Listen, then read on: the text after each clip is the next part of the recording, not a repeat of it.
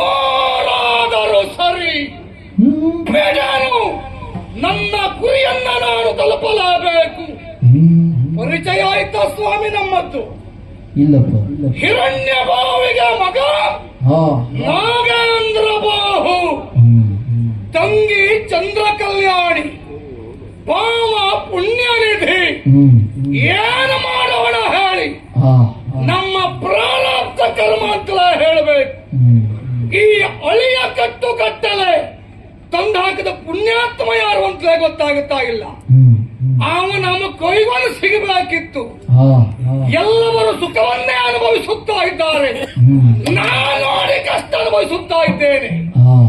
ಏನು ಅಧಿಕಾರವನ್ನು ನಡೆಸುವ ಯೋಗ್ಯತೆ ನಮಗಿಲ್ಲ.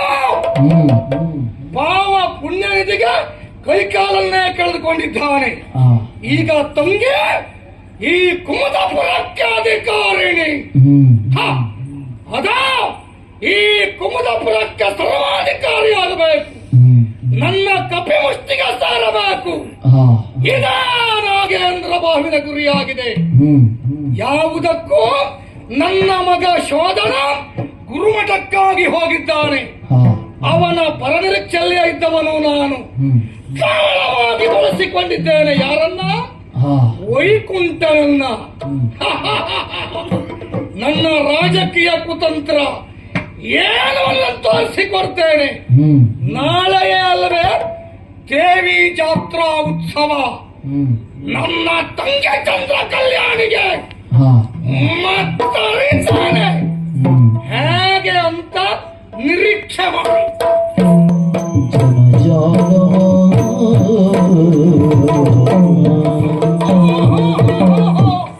ಮಂತ್ರಿ ಸೂರ್ಯಸ್ಥಾನ ನಾನೇ. ಹೇಗೆ ಜಾತ್ರಾ ಉತ್ಸವದ ಸಿದ್ಧತೆ?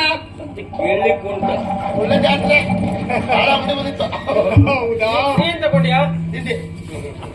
ವರ್ಷಂಪ್ರತಿ ನಡೆಯುವಂತಹ ಜಾತ್ರೆ, ವಿಶೇಷವಾಗಿ ನಾಡ ಹಬ್ಬದ ರೀತಿಯಲ್ಲಿ ಈ ಜಾತ್ರೆಯನ್ನು ನಾವು ಅನುಭವಿಸ್ತಾ ಇದ್ದೇವೆ.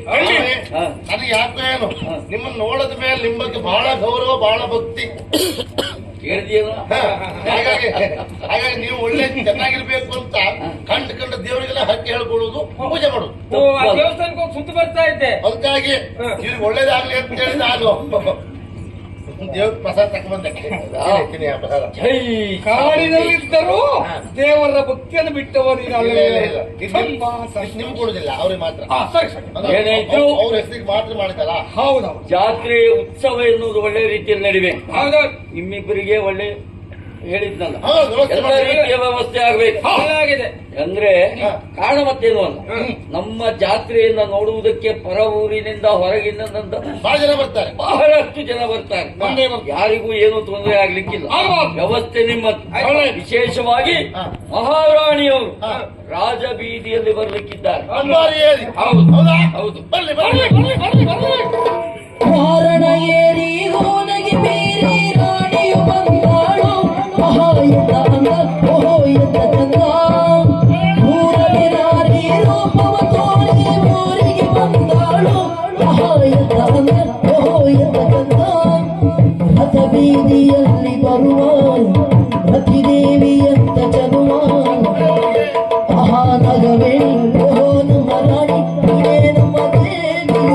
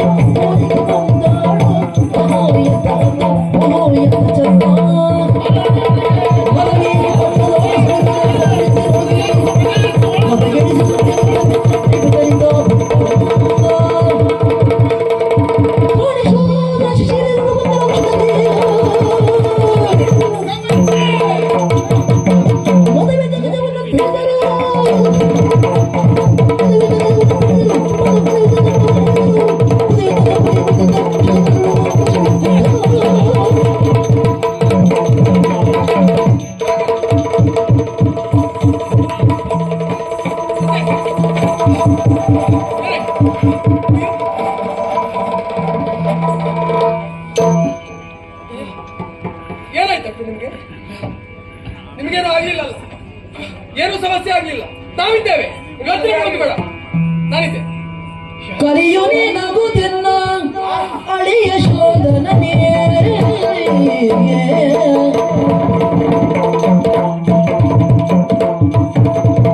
ಕಲಿಯು ನಿನಗುದೆನ್ನ ಅಳಿಯ ಶೋಧನನೇ ಒಳಗಿದೆ ಮಾನವನು ತಿಳಿಯ ನೀ ವೀರನ ಬಂದಿರುವುದೇ ತಗಿ ಸರಿಸವೇ ಬಯಕೆಯನು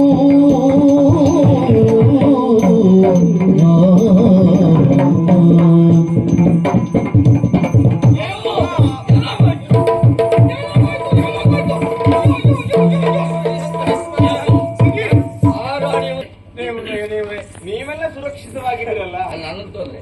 ನೀವು ಸರಿಯಾದ ಸಮಯಕ್ಕೆ ನೋಡು. ಆ ಕಡೆ ನನ್ನ ಮಗ ಶೋಧನ, ಮಗನೇ ಶೋಧನ, ಶಾಪಾತ್ ಶಾಪಾತ್ ಅಂತೂ ಅತ್ತೆಯ ಪ್ರಾಣವನ್ನ ಕಾಪಾಡಿದೆ, ಅನುಮಾನವೇ ಇಲ್ಲ.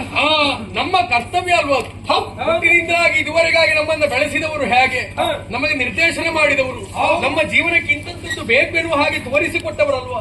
ಹೆಚ್ಚಾಕೆ ಈ ನಮ್ಮ ಇಡೀ ನಾಡಿನಲ್ಲಿರುವಂತ ಪ್ರತಿಯೊಬ್ಬರನ್ನ ಸಾಕಿ ಸಲಹುವಲ್ಲಿ ನಿರ್ದೇಶನ ಮಾಡುವಲ್ಲಿ ಸಮರ್ಥವಾಗಿ ನಿಂತವರು ಯಾರು ಅಂತ ಕೇಳಿದ್ರೆ ನಮ್ಮ ಅತ್ತೆ ಬಿಟ್ಟರೆ ಮತ್ತಾರಿದ್ದಾರೆ? ಅಲ್ಲ, ನಾನು ಯಾಕಂತ ನಾನು ಓಡ್ಬೇಕು ಅಂತ ಓಡುತ್ತಲ್ಲ, ನನ್ಗೆ ಗೊತ್ತಿಲ್ಲ. ಇವರೆಲ್ಲ ಓಡಿದ್ರ ಜೊತೆ ಓಡ್ಬೇಕು ಅಂತ ನಾವು ಓಡ್ದೆ. ನೀನು ಓಡಿದೆ ಅಂತ ನಾನು ಓಡಿ ಸತ್ತಲ್ಲ. ನೀವು ಓಡಿದ್ದೆ ಬರ ಓಟದ ಸ್ಪರ್ಧೆ ಇದೆ. ಅಂತೂ ಊರು ಕೊಳ್ಳೆ ಹೋದ ಮೇಲೆ ಕ್ವಾರ್ಟರ್ ಭಾಗ ಅನುಮಾನವೇ ಇಲ್ಲ. ಅದಲ್ಲದೆ ಹೋದ್ರೆ ಬೊಬ್ಬೆ ಹಾಕ್ತಾ ಇದ್ದೇನೆ ನಾನು ಇದ್ದಕ್ಕಿದ್ದ ಹಾಗೆ. ಆನೆ ಮತವೇರಿ ಹೌದು, ಇನ್ನೇನು ನಾನು ಕೆಳಗೆ ಬೀಳ್ತೇನೆ. ಆ ಸಂದರ್ಭಕ್ಕೆ ಬಂದು ಕಾಪಾಡಿದ್ದಾರೆ. ಖಂಡಿತ ನನಗೆ ಒಂದು ವಿಶ್ವಾಸ ಆಯ್ತು. ಏನಮ್ಮ, ನಿಮ್ಮಂತವರೆಲ್ಲ ಹೀಗೆ ಓಡಿ ಹೋದ್ರು ಕ್ಷೇತ್ರ ಬಡವಾಗುವುದಿಲ್ಲ, ಯುವ ಪೀಳಿಗೆ ಬಂದೇ ಬರುತ್ತದೆ. ನಮ್ಮಂತವರನ್ನ ರಕ್ಷಣೆ ಮಾಡ್ತೀವಿ ಅಂತ ಸಾಕ್ಷಿ. ನನ್ನ ಮಗ ಸಿಂಹದ ಮರಿಯಾತ. ಸಿಂಹ ಯಾರನ್ನು ಬೇಕಿಲ್ಲ ಈಗ. ಓ, ಸಿಂಹ ನೀವೇ? ಆಗ ಸಿಂಹ ಹುಲ್ತದೆ ಕೊಡುತ್ತಾವ. ಯೋಚನೆ ಮಾಡ್ಬೇಕಾದದ್ದಿಲ್ಲ. ನಾವೆಲ್ಲ ಕೇಳಿದ್ದು ಹುಲಿ ಹೊಟ್ಟೆಲ್ ಹುಲಿ ಹುಟ್ಟುತ್ತದೆ ಅಂತ. ಹೌದು, ನೀ ಹೇಳಿದ್ ಮಾತು ಸರಿ. ಮರಿ ಹೊಟ್ಟೆಲ್ ಹುಲಿ ಹುಟ್ಟುದು ಹೇಗೆ? ಏನೋ ಒಂದು ವ್ಯತ್ಯಾಸ. ನೀವು ಯೋಚನೆ ಮಾಡಬೇಕಾದದ್ದಿಲ್ಲ. ಯಾರು ನಿಮ್ಮ ರಕ್ಷಣೆಗಿಲ್ಲ ಎನ್ನುವ ಹಾಗೆ ಭಾವಿಸುವುದು ಬೇಡ. ಇನ್ನು ಮುಂದೆ ನಿಮ್ಮ ರಕ್ಷಣೆಯ ಭಾರ ನಮ್ಮದ್ದು. ಹಾಗೆ ನಿಮ್ಮಂತಹ ಉತ್ಸಾಹಿಗಳು ಬೇಕು ಎನ್ನುವುದಾಗಿಯೇ ನಮ್ಮ ಬಯಕೆ. ಆದ್ರೆ ಒಂದು ಶೋಧನ ಸಂದರ್ಭಕ್ಕೆ ಸರಿಯಾಗಿ ಬಂದು ನನ್ನ ಪ್ರಾಣವನ್ನು ಉಳಿಸಿದ್ದೀಯ ನೀವು. ಖಂಡಿತ ಸಂತೋಷವಾಯಿತು.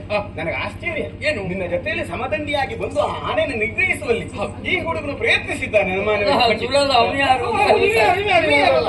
ಅವನು ಒಂದ್ ಜೊತೆ ಮರ್ಯಾದೆ ಕಂಡಾಗ ಇದ್ದಾವ. ನನ್ನ ಹೆಸರು ಶಿಶಿರ ಎನ್ನುವುದಾಗಿ ವಿಶೇಷವಾಗಿ ಹೇಳಿಕೊಳ್ಳುವುದಕ್ಕೆ ನನಗೆ ಯಾರೂ ಇಲ್ಲ. ನಾನೊಬ್ಬ ಅನಾಥನೇ. ಆದ್ರೆ ಅನಾಥ ಎನ್ನುವ ಕಾರಣಕ್ಕಾಗಿ ನನ್ನ ಬದುಕನ್ನು ಹಾಳು ಮಾಡಿಕೊಳ್ಳಬಾರದು, ಸಾಧನೆಯ ಶಿಖರವನ್ನು ಏರಬೇಕು ಎನ್ನುವ ಕಾರಣಕ್ಕಾಗಿ ವಿದ್ಯಾಭ್ಯಾಸಕ್ಕಾಗಿ ಗುರುಕುಲಕ್ಕೆ ಹೋದೆ. ಅಲ್ಲಿ ಈ ಶೋಧನನ ಪರಿಚಯ ಆಯಿತು. ನಾವಿರುವರು ಆತ್ಮೀಯ ಸ್ನೇಹಿತರಾದೆವು. ವಿದ್ಯಾಭ್ಯಾಸವನ್ನು ಪೂರೈಸಿದಂತಹ ಸಂದರ್ಭ ಮುಂದೇನು ಎನ್ನುವಂತಹ ಪ್ರಶ್ನೆ ಬಂದಾಗ ನಮ್ಮ ನಾಡಿಗೆ ಬಾ, ನಿನಗೆ ಉದ್ಯೋಗವನ್ನು ಕೊಡಿಸ್ತೇನೆ ಎನ್ನುವಂತಹ ಭರವಸೆಯ ಮಾತನ್ನ ಕೊಟ್ಟ. ಮಹಾರಾಣಿಯವರು ತಯಾರುಗಳು ಅಂತ ಹೇಳಿದ. ನಂಬಿ ಬಂದಿದ್ದೇನೆ. ನನಗೊಂದು ಉದ್ಯೋಗದ ನಮ್ಮನೇನ ಮಾತು ಮಿಥ್ಯೆ ಆಗುವುದಕ್ಕೆ ಸಾಧ್ಯವೇ ಇಲ್ಲ. ಅವ ಶಿರ್ಸಿ ಹುಡುಗ ಅಂದ್ಮೇಲೆ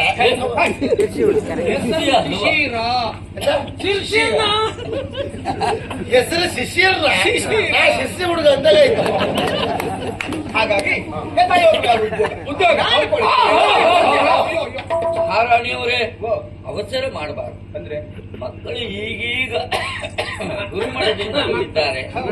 ಇಷ್ಟು ಬೇಗ ಅವರಿಗೆ ಉದ್ಯೋಗ, ಸ್ಥಾನ, ಮಾನ ಇದೆಲ್ಲ ಒಂದು ನಿಮ್ಮ ಅರ್ಥ ಅನುಭವ ಆಗದೆ ಅದೊಂದು ಸಮಸ್ಯೆ. ಹೌದು, ಅನುಭವ ಆಗದೆ ಉದ್ಯೋಗ ಸಿಗುದಿಲ್ಲ, ಉದ್ಯೋಗ ಸಿಗದೆ ಅನುಭವ ಆಗುದಿಲ್ಲ. ಇದು ವಿಷಯ ಹೌದು.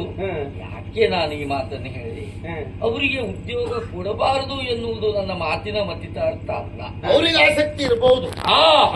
ನಾನು ಇಲ್ಲಿ ಬರುವಾಗ ಹೀಗೇ ಬಂದವನು. ಆಮೇಲೆ ಅಯ್ಯೋ, ನನ್ನ ಬಾವು ಈ ಸ್ಥಾನಕ್ಕೆ ಬರ್ಬೇಕಾದ್ರೆ ಅವರು ಒಂದು ಕಷ್ಟಪಟ್ಟಿದ್ ಸ್ವಲ್ಪ ಏನಲ್ಲ. ಖರ್ಚಿಗೆ ಹಣ ಇಲ್ಲದೆ ಯಾರ ಹತ್ರ 5,000 10,000 ಎಲ್ಲ ತಗೊಂಡು ಅವ್ರು ಮಾಡಿದ ಪ್ರಕರಣ ಒಂದೇ ಅಂತ ಹೇಳಿದೆ. 1,000 ಕೊಟ್ಟು ಸಂಪಾದಿಸಿದ ಸ್ಥಾನವೇನದು? ಮತ್ತೆ ತಿರುಗಿ ಕೊಟ್ಟಿದ್ದಾರೆ ಅವರು ಪಾಪ.